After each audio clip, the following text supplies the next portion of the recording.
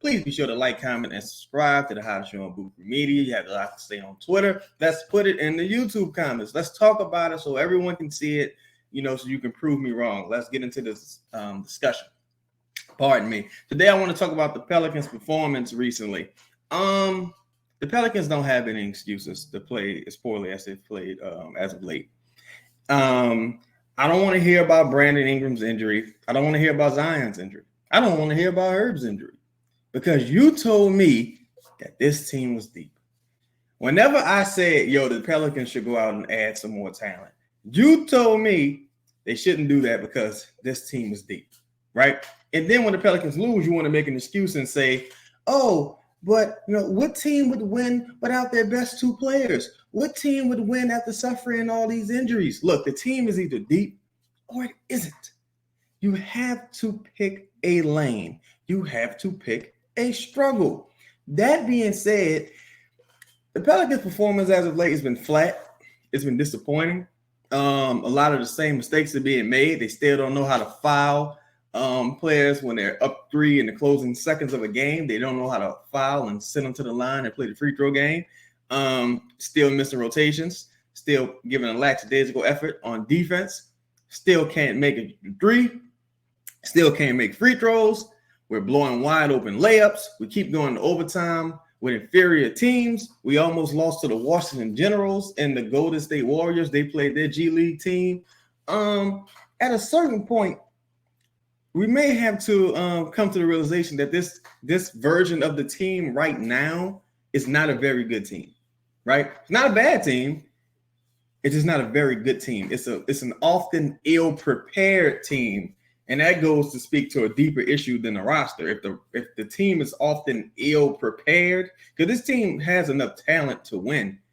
At least they have enough talent to beat the Hawks and beat the Lakers and shit like that. But they aren't prepared well. Now, that goes to a deeper question. Why is this team so often ill-prepared? So, and people, you get frustrated with me. You get frustrated with other people trying to hold this team accountable because you're still high off last year's Phoenix rising from the ashes. But let me tell you this. You have to stop comparing this team to last year's team, right? It's a false equivalency. Last year's team didn't have C.J. McCollum. It didn't have Zion. It didn't have Larry Nance. You had Trey in his rookie year. He wasn't getting any minutes. You had Jose in his rookie year coming up on a damn 2-way contract. He wasn't getting any minutes. You had what's my man's name? You didn't have Herb Jones. I think I said Herb Jones in his rookie year. Willie Green was in his rookie year as a coach. You had no continuity built whatsoever. You had Tomas Satoransky playing major minutes for you, right? You don't have that problem this year. That's not an excuse. Oh, well, last year we started 1-13. Motherfucker, that was a totally different team. These teams might as well not even know each other. That's a totally different team. That's a totally different team. I don't even understand that comparison, but I will say maybe last year's that team that you saw in the playoffs last year, that Pelicans team whoops this Pelicans team's ass. That team last year whoops this Pelicans team's ass. And this goes to a greater point, right? I believe the season is a little derailed. And why I say it's derailed is because teams have figured the Pelicans out, right? There's not a lot of things the Pelicans are going to be doing moving forward that's going to necessarily improve their chances. Maybe they can make their free throws. If guys start moving more on offense, cutting to the basket, then I'll retract my statement. I'll say, okay, this team is learning now. The season is back on the tracks. But until they do that, it's just this. What do you expect? It's a toss-up every night.